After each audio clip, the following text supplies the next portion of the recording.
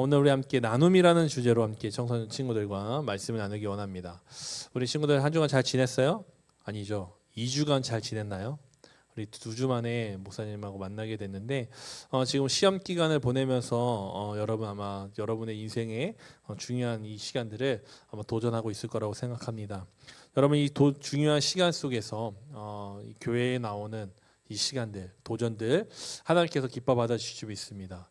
제가 이런 마음을 주세요. 하나님 이 친구들이 이렇게 하나님 예배하고 공부 다시 하고 시험을 보게 될 텐데 저 세상의 친구들과 다른 모습은 이 한 시간의 모습입니다. 그런데 이것이 정말 이 친구들의 삶 속에 또 학교에 정말 얼마나 놀라운 시간을 만드는 일이 되는지 함께 경험할 수 있도록 도와달라고 이런 마음이 좀 들었어요. 오늘 시험 공부할 수 있지만 여기에 와서 하나님을 예배하는 우리 친구들 하나님이 그 인생을 붙들어 주실 줄 믿습니다. 여러분이 하나님을 시험하는 거예요. 하나님이 여러분을 시험하는 게 아니라 여러분이 하나님을 시험하는 거예요. 하나님 나 이렇게 나왔는데 예배하는데 내 인생 어떻게 하실 겁니까? 우리 함께 이 시간 도전하는 마음으로 이 시간 나왔습니다. 하나님이 그런 여러분을 그냥 내버려 두지 않으십니다. 여러분 속에 하나님의 은혜를 부으시고 하나님께서 정말 많은 사람들에게 의미 있는 정말 칭찬받을 수 있는 영향력 있는 사람이 되게 하실 줄 믿습니다. 오늘은 우리가 함께 나눔에 대한 이야기를 좀 하고 싶습니다. 우리 지난 몇 주 동안 계속해서 이 믿음의 중요한 단어들을 배웠는데 우리 전번에는 목사님 같이 헌신이라는 단어에 대해서 함께 배웠습니다. 이 헌신은요 제 삶을 우리의 삶을 하나님 내게 아니라 하나님의 것입니다라고 하면서 우리 하나님께 드리는 그것을 헌신이다라고 함께 말씀을 나눴죠. 그래서 우리가 로마서 12장 1절의 말씀을 나눴는데요. 우리의 몸을 하나님이 기뻐하시는 산제물로 드리라라고 함께 나눴습니다. 그리고 지난주에는 우리 전도사님하고 같이 봉사에 대한 이야기를 함께 배웠을 것입니다. 여러분 봉사는요. 하나님께 드려진 내가 다른 사람을 위해 직접 손과 발을 움직이는 행위를 봉사라고 합니다. 예수님께서는 자신을 섬김을 받으러 오신 것이 아니라 나는 섬기러 온 사람이다 라고 이렇게 말씀하셨죠. 그래서 봉사는요 내 시간과 힘 그리고 재능 손과 발을 사용해서 실제로 다른 사람을 돕는 것을 이야기합니다. 여러분이 그러한 봉사의 마음으로 살아가는 귀한 은혜의 삶이 되기를 소망합니다. 그러면 오늘 우리가 함께 살펴볼 나눔은 무엇일까요? 나눔 다 비슷비슷한 단어 같잖아요. 이 헌신은 나 자신을 하나님께 드리는 것, 봉사는 드려진 내가 이웃을 위해 움직이는 것이라고 한다면 이 나눔이라는 것은요 하나님께서 내게 맡기신 것을 기쁨으로 다른 사람과 함께 사용하는 것을 이야기합니다.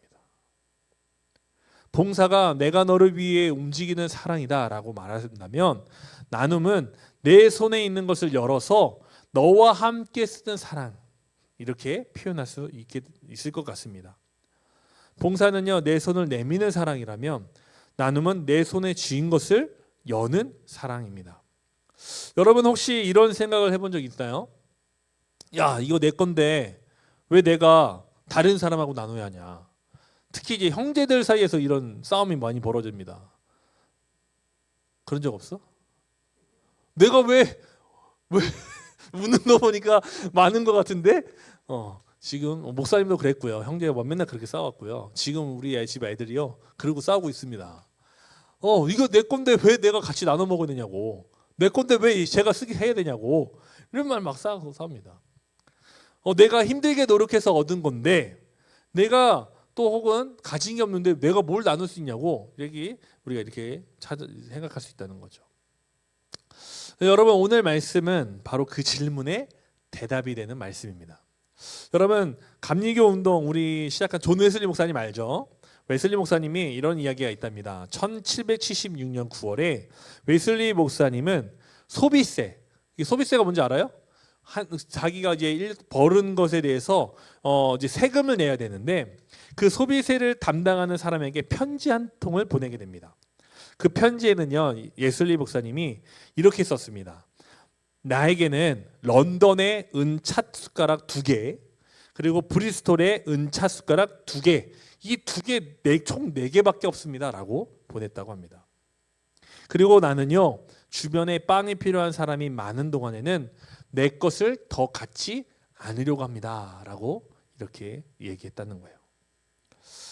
여러분, 웨슬리 목사님이 정말로 그렇게 살았어요. 그래서 가지고 남겨진 그 유산이 뭐냐면요, 낡아 빠진 옷 한 벌, 낡아서 다른 신발 하나, 그리고 아주 쾌쾌 묵은 가방, 땡이었대요. 가진 게 없는 삶을 살았다는 거예요.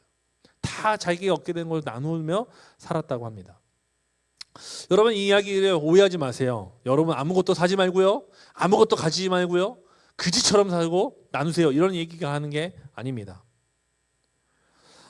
이 웨슬리 목사님의 삶에서 우리는 중요한 한 가지 질문을 받게 됩니다.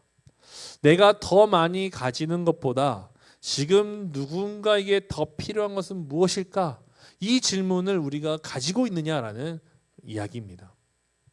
여러분, 나눔은요, 내 것을 다른 사람에게 빼앗기는 일이 아니에요. 나눔은 하나님께서 내게 맡기신 것을 통해 누군가가 함께 살아가게 하는 일입니다. 그래서 나눔은 불쌍한 사람을 위에서 에이 하면서 내려다보면서 그 사람을 평가하면서 주는 그런 일이 아닙니다. 나눔은 하나님께 내가 받은 사랑을 기억하며 내 삶의 문을 열어 다른 사람을 맞아들이는 일입니다. 그 의미를 우리가 다시 오늘 좀 자세하게 알면서 여러분 삶에 나눔이라는 그 단어가 새겨지길 소망합니다. 첫 번째로, 나눔은 약한 자를 기억하시는 하나님의 마음이 담겨져 있습니다. 여러분, 성경을 보면요, 하나님께서는요, 처음부터 이 약한 사람을 잊지 않으셨음이 드러납니다. 이 구약 시대의 성경을 보면요, 하나님께서 특별하게 콕 집어서 이야기하는 사람들이 있어요. 계속해서. 누구냐면 나그네, 고아, 과부들이에요. 하나님의 법이라고 말하는 율법도에도 명시가 되어 있는데요, 그 사람들을 특별히 보호하라고 하나님이 이야기합니다. 나그네는요, 자기 땅이 없는 사람을 말하고요, 고아는 부모로부터 보호를 받기 어려운 사람, 과부는 당시 사회 안에서 경제적으로 아주 매우 약한 위치에 놓인 사람이었습니다. 그래서 하나님께서는 이스라엘 백성들에게 나그네와 고아와 과부를 철저하게 외면하지 말라고 아주 강력하게 말씀하십니다. 그리고 뭐라고 말씀하시냐면 출애굽기 22장 21절에 너희도 나그네였어 라고 이야기하세요. 이스라엘 백성들도 한때 나그네였습니다. 애굽에서 나와 땅이 없고요, 살 곳이 없어서 광야에서 40년 동안 뱅글뱅글 돌았잖아요. 나그네로 살았던 때를 기억하게 하셨다는 거죠. 여러분, 하나님께서는요, 여러분이 힘든 적이 없었으니 여러분이 힘든 사람은 이해하지 못해도 된다라고 말씀하지 않으십니다. 오히려 여러분의 은혜가 없었다면 살아갈 수 없는 사람이라고 얘기하는 거예요. 여러분이 지금 이 자리에 있는 거, 여러분이 지금까지 이렇게 성장한 거, 여러분 저절로 된 일입니까? 그렇지 않습니다. 여러분이 이렇게 성장한다는 것은요, 여러분이 성장할 수 있도록 그만큼 누군가가 애쓴 거예요. 애쓰고 그 값을 치렀기 때문에 여러분이 지금 이렇게 건강하게 이렇게 성장할 수 있다는 거예요. 여러분, 나눔은요, 이것을 인정하는 것에서부터 시작이 됩니다. 나눔은 내가 대단한 사람이라는 생각에서 시작되는 게 아니에요. 저는 이 아이유를 참 좋아하는데요. 저도 아이유가 엄청난 기부왕입니다. 기부를 정말 많이 해요. 또 연예인들 보면 엄청나게 많은 사람들이 기부를 하잖아요. 근데 그 사람들을 보면, 션 같은 사람들 보면 우리가 상상할 수 없는 금액을 나눕니다. 그러면 나눔은 그런 사람들만 할 수 있나 보다 우리가 생각할 수 있는데 그게 아닙니다. 나눔은요, 나 역시 하나님께 도움받은 사람이라는 생각을 가진 사람이 더 크게 했습니다. 물론 션, 아이유 이런 사람들이, 돈 많은 사람들이 많은 액수로 많은 나눔을 하지만 여러분, 사실 그거보다 더 큰 돈을요, 적은 사람들, 적은 그 나눔을 하는 것이 모여서 더 큰 금액이 되어서 지금 그 일들을 하고 있어요. 특별한 대단한 사람들이 하는 일보다 적지만 그 나눔에 동참하려고 참여하는 사람들이 더, 그 숫자가 더 많아서 그 금액이 훨씬 더 크게 그 하나님의 일들을 하고 있다는 거예요. 여러분, 우리는요 부모님의 돌봄을 받았고 선생님의 가르침을 받고 친구들의 도움, 그리고 특별히 교회 공동체의 사랑을 받아 지금까지 왔습니다. 우리는 그것을 인정하며 감사함으로 나아갈 때 우리 안에 나눔의 삶이 시작될 수 있습니다. 레위기 19장 9절과 10절에 보면요, 하나님께서 이렇게 말씀하세요. 이스라엘 백성들에게 이제 추수할 때가 되는데 그 추수할 곡식을 다 베지 말라는 거예요. 모두 다 싹 다 베지 말라는 거예요. 너희가 수고하였고 너희가 잘했지만 그 밥 모퉁이의 일부분은 남겨두래요. 왜냐하면 그것이 가난한 사람, 땅이 없어 농사 짓지 못한 사람들을 위해 남겨두라는 거예요. 또 추수하다 보면요, 이삭이 바닥에 떨어집니까? 안 떨어집니까? 떨어져요. 그 당시에는 추수하는 방식이 손으로 다 했으니까요. 그러니까 다 떨어집니다. 그런데 그 떨어지는 게 아깝다고 줍지 말라는 거예요. 그 주우면 사실 상당합니다, 양이. 근데 그것을 가난한 과부와 나그네들, 가난한 사람들을 위해 두라는 거예요. 그러면 그 사람들이 추수하잖아요. 그럼 뒤에서 그 떨어진 나사를 주워요. 실제로 룻기를 보면요, 바로 그렇게 나옵니다. 룻이 보아스의 땅에서 이삭을 줍는 모습이 나오죠. 여러분, 하나님은 다 그렇다고 해서 이것에 대해서 다 쓰고 야 네가 남긴 거 그 사람들한테 줘, 이렇게 말씀하는 건 아닙니다. 처음부터 하나님은 남긴 것을 주라는 거 말씀한 게 아니라, 쓰고 남으면 주라고 하는 게 아니라 처음부터 나눌 것을 결정하고 살라고 말씀하고 계십니다. 여러분, 여러분에게도 하나님께서 맡기신 것들이 있어요. 작지만 적지만 용돈이 있고요, 여러분이 간식이 있고요, 여러분의 옆자리가 있고요, 또 여러분이 알고 있는 열심히 정리한 공부 노트가 있을 거예요. 시험 자료들이 있을 거예요. 또 여러분이 잘하는 운동, 악기, 게임, 이런 것들이 있죠. 또 여러분 친구들에게 들려줄 수 있는, 이야기를 해줄 수 있는 시간과 관심, 정보가 아마 있을 수도 있습니다. 여러분, 그 모든 것들은요, 하나님께서 여러분에게 맡기신 것들이에요. 그러므로 우리는 이제 이렇게 물어야 됩니다. 하나님, 제게 있는 것 가운데 함께 누군가와 나눌 수 있는 것이 무엇입니까? 여러분, 이 질문을 드릴 수 있었으면 좋겠습니다. 여러분, 나눔은요, 많은 가진 사람이 하는 게 아니라 작은 거 안에서도 다른 사람을 기억하는 사람이 나눔을 할 수 있습니다. 두 번째로, 나눔은 내 삶의 경계를 여는 예수님의 사랑을 이야기합니다. 여러분, 하나님의 마음 안에는요, 예수님 안에서 분명하게 드러납니다. 예수님은 사람들이 피하고 외면했던 사람들에게 가까이 가셨어요. 아픈 사람을 만났고요, 죄인들과 함께 하시며 식사하셨고요, 사람들이 무시하던 이름을 불러가며 그들을 지켜주셨습니다. 마가복음 1장에 보면요, 나병 환자 한 사람이 예수님께 나오는 장면이 있는데요, 당시 나병 환자는요, 사람들과 아주 멀리 떨어져 살아야 될 사람들이에요. 사람들이 피하는 사람들, 공동체 밖으로 쫓아낸 사람들이었습니다. 그런데 예수님은 그런 사람을 똑같이 쫓아내는 게 아니라 오히려 가까이 부르십니다. 손을 내미십니다. 그에게 손을 내밀었다는 것은요, 맞잡았다는 거예요. 그 몸을 만졌다는 거예요. 가까이 두셨다는 거예요. 예수님의 사랑은 가까이 가는 사랑입니다. 예수님의 사랑은 사람을 다시 공동체 안으로 불러들이는 사랑이에요. 봉사는 바로 이런 사랑입니다. 봉사는 내가 누군가에게 가까이 가서 돕는 거죠. 혼자 청소하는 친구에게 다가가 함께 정리하고, 행사 준비가 힘든 선생님을 도와 의자를 나르고, 아픈 친구에게 괜찮아 하면서 그를 부추겨주는 그런 것이 봉사입니다.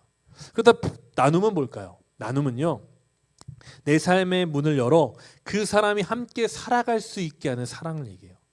아픈 친구의 이야기를 들어주는 것은 봉사인데요, 그 친구가 학교 생활을 다시 잘할 수 있도록 필기하는 것을 챙겨주고 과제 자료를 보내주고 내가 그 가지고 있는 것을 나누는 것, 이것이 바로 나눔입니다.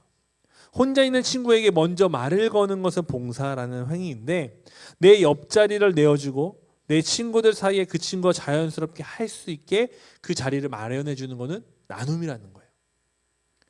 교회 청소를 하는 것은 봉사죠. 그런데 내가 알고 있는 좋은 정보와 기회를 친구에게 나눠주는 것은 주는 것은 나눔입니다. 여러분, 봉사와 나눔은 서로 싸우는 단어가 아닙니다. 봉사와 나눔은 같은 사랑에서 나오는 두 가지의 모습이에요. 봉사만 있는 것이 아니라 우리는 나눔도 있어야 됩니다. 나눔만 있는 것이 아니라 봉사도 함께 있어야 합니다. 내 몸이 움직이는 사랑이 봉사라면 내 마음과 내 손을 여는 것이 사랑, 나눔입니다. 그래서 예수님은 우리에게 단지 친절한 사람이 되라고만 말씀하지 않으시고요. 누군가가 너의 삶에 다가올 때 그 삶을 받아주는 사람이 되라고 말씀합니다. 누가복음 14장에서 보면요, 예수님이 잔치를 베풀 때 갚을 수 있는 사람만 부르지 말고 가난한 사람과 장애와 소외된 사람을 초대하라고 말씀하시는 장면이 있습니다. 여러분, 이것은요, 내게 도움이 되는 사람만 사랑하지 말라는 거예요. 나를 더 인기 있게 해줄 사람, 나를 더 가치 있게 만들어줄 수 있는 사람을 챙기지 말라는 뜻입니다. 그 사람들만 바라보며 살지 말라는 거예요. 나에게 돌려줄 수 있는 사랑을 할 수 있는 사람만 바라보라는 것이 아닙니다. 여러분, 예수님의 사랑은요, 계산하지 않는 사랑이에요. 예수님의 나눔은요, 조건을 먼저 묻지 않습니다. 계산하면 따지지 않습니다.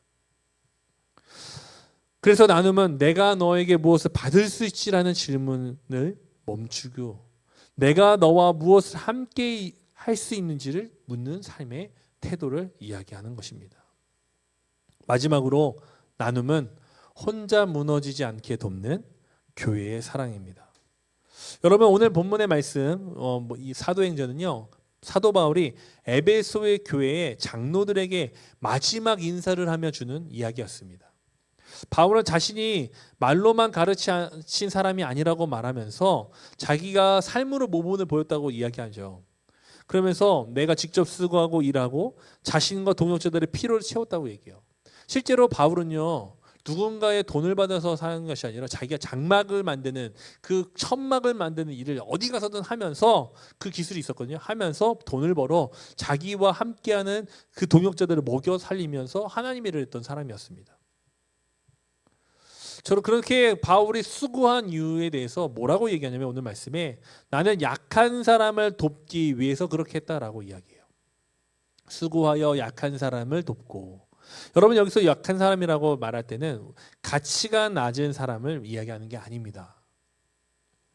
도움이 필요한 사람이라는 뜻입니다. 몸이 아픈 사람, 마음이 지친 사람, 친구 관계 때문에 학교 가는 것이 두려운 사람, 가정의 어려움 때문에 혼자 걱정하는 사람, 공부를 따라가기 어려워서 자신감을 잃은 친구. 여러분, 교회는 그런 사람이 혼자 무너지지 않도록 내버려 두지 않는 것입니다. 초대교회 성도들은요, 서로의 필요를 살폈어요. 그래서 사도행전 4장의 말씀에 보면요, 그들 가운데 가난한 사람이 없었다라고 얘기해요. 이게 엄청난 놀라운 말씀입니다.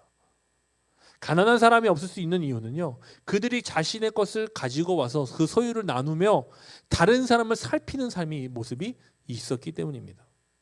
여러분, 교회는요, 누군가를 부끄럽게 만드는 게 아닙니다. 잘난 사람들을 잘나게 하고 못난 사람을 못나게 하는 곳이 아니에요. 교회는 서로의 짐을 함께 지는 곳입니다. 약한 사람이 다시 일어날 수 있도록 사랑으로 붙들어 주는 곳이에요. 바울은 예수님의 말씀을 기억하라고 권면합니다. 주는 것이 받는 것보다 복이 있다. 여러분, 이 말씀을 오해하지 않았으면 좋겠어요. 나눔을 통해서 하나님과 거래하라는 뜻이 아닙니다. 여러분, 주는 것보다 받는 것이 더 복되다는 뜻은요, 하나님께서 사랑하시는 사람을 살리는 기쁨을 경험한다는 뜻이에요. 여러분이 나는 다른 일에 향하여 내 마음의 문을 열고 받아들이고 나누는 그 마음 속에 하나님의 은혜가 충만히 채워져서 하나님이 기뻐하는 그 기쁨을 여러분이 맛보아 누릴 수 있다라고 말씀하는 겁니다. 여러분, 하나님께서 여러분을 사랑의 통로로 사용하신다는 그 기쁨을 맛보아 누렸으면 좋겠습니다. 오늘 우리가 함께 이 나눔에 대한 이야기를 나누면서 우리 안에 하나님이 주시는 마음이 가득하기를 소망합니다. 하나님의 은혜를 아는 사람이 하나님의 것을, 나에게 주신 것을 감사하며 나눌 수 있습니다. 여러분, 그리고 그 나눔에는 지혜가 필요합니다. 친구가 부탁한다고 해서 여러분 무조건 돈을 빌려주거나 여러분의 안전을 포기하거나 잘못된 일을 하라고 말하는 게 아닙니다. 시험의 답을 알려주는 것이 나눔이라고 얘기하는 게 아니에요. 친구를 그것을 돕는 것이 아니라 친구를 더 어렵게 만드는 일입니다. 하지만 여러분 시험 범위를 알려주고 필기를 함께 보고 공부하는 방법을 알려주고 같이 공부할 시간을 내어주는 것이 여러분에게 아주 좋은 나눔이 됩니다. 실제로 목사님도요 시험 기간에 제 목사님이 시험을 잘 보는 사람이었거든요. 나름 이렇게 상위권 사람이었거든. 특히 수학을 잘했어요. 수학은 거의 틀린 적이 없었어요. 자랑하는 게 아니라 실제로. 그러니까 친구들이 수학 시험이 다가오면요 목사님에게 와서 물어볼 때가 있어요. 선생님한테 물어보기 힘드니까. 그러면 목사님이 그걸 가르쳐 줍니다. 근데 그 가르쳐 주면 제 공부할 시간이 빼앗겨요, 안 빼앗겨요? 뺏겨요. 그런데요, 그 목사님 나중에는 좀 불편한 마음이 있었어요. 내가 이것까지 가르쳐 줘야 되나? 시간이 없는데? 뭐 이렇게 생각할 때가 있었거든요. 그런데 나중에 시험을 보고 나서 목사님 깨달은 게 있어요. 뭘 깨달았냐면요. 그 친구를 가르쳐 주면서 그 친구를 가르쳐 주는 것을 통해서 그 친구만 배운 게 아니라 제가 더 확실하게 알게 되더라고요. 기억하게 되더라고요. 그 나눔이 그 친구만을 위한 일인 줄 알았는데 그 친구를 돕는 일 속에서 그때는 조금 불편하고 어려운 마음이 있었던 저인데도 불구하고 시험 기간에 시험을 보고 나니까 내가 더 확실하게 알게 되는 지혜가 되더라고요. 여러분, 여러분의 나눔은 사라지는 것이 아니라 하나님께서 그것을 복으로 다른 방식으로 여러분의 삶을 채워가시는 기적의 삶이 되는 것을 기억하셨으면 좋겠습니다. 여러분들에게 있는 작은 것들을 한번 살펴보세요. 무엇이 있습니까? 여러분 그것이 너무 작아서 나눠줄 것도 부족한데 내가 쓰기도 너무 부족한데 어떻게 나눌 수 있습니까? 라고 혹시 생각합니까? 여러분 꼭 돈이 아니어도 돼요. 여러분이 나눌 수 있는 것은 시간도 있고요. 여러분이 알고 있는 정보도 있고요. 여러분이 헌신한 노력한 결과물도 있습니다. 그것이 여러분 나는 이에게 보여준다고 해서 그것이 사라지는 것이 아니라 오히려 여러분의 삶을 더 빛나게 할 것입니다. 여러분 나눔은 하나님께서 내게 맡기신 것을 열어서 다른 이와 너와 함께 쓰는 것을 이야기합니다. 우리 친구들이 이러한 넉넉한 마음을 가지고 하나님의 은혜를 깨달아 함께 도전할 수 있는 우리 친구들이 되었으면 좋겠습니다. 하나님은 여러분의 그 삶에 더 많은 것을 채워 여러분이 주님 앞에 설 수 있도록 인도해 주실 줄 믿습니다.